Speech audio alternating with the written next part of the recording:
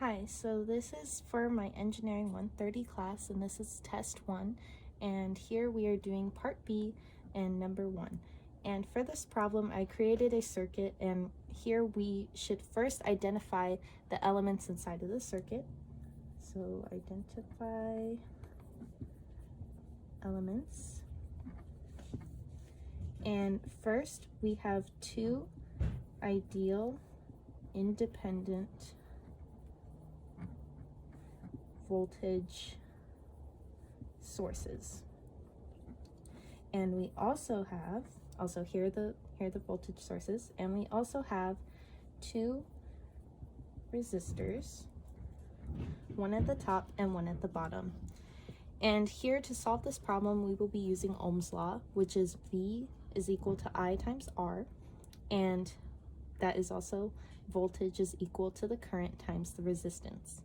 Here we can see there's a current going in a clockwise direction, and that is our I.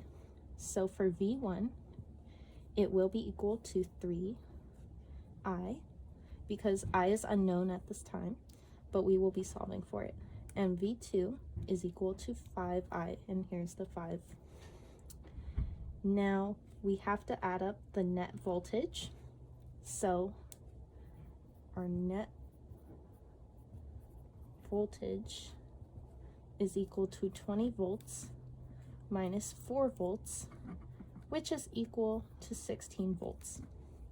So, now we will be using Kirchhoff's voltage law, KVL, to solve the problem. So first we have 16 volts is equal to 3I plus 5I.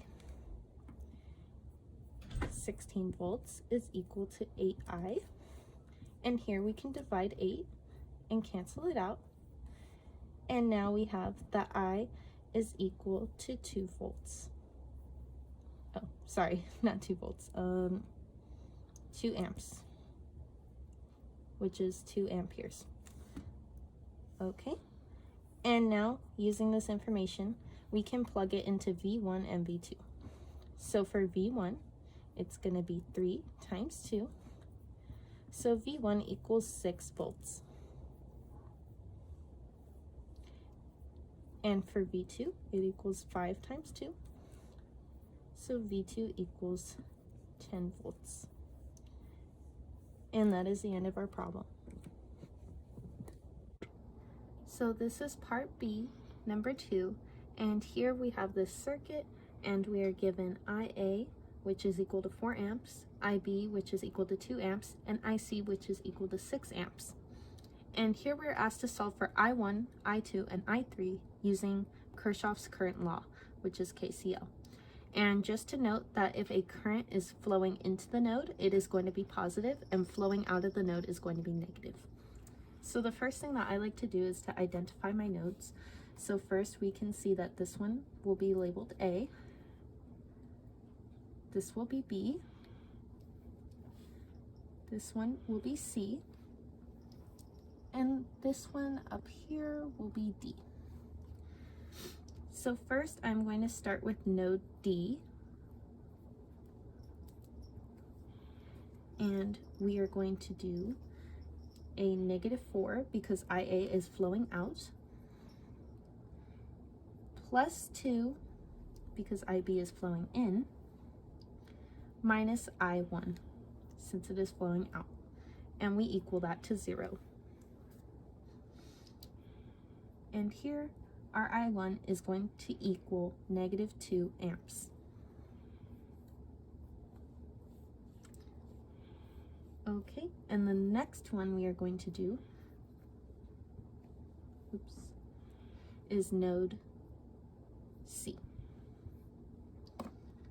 So we are going to do -2 plus I2 minus I3 is equal to 0.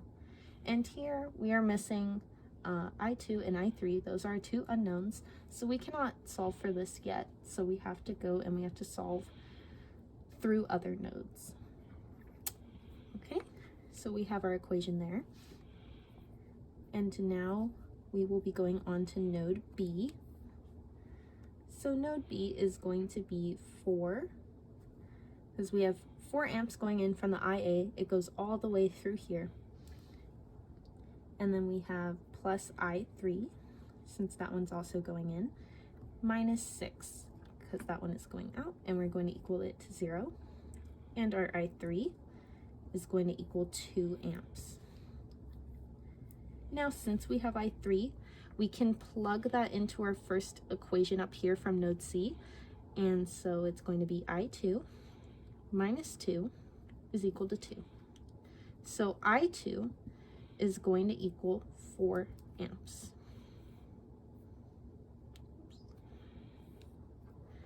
Okay, and that is the end of our problem.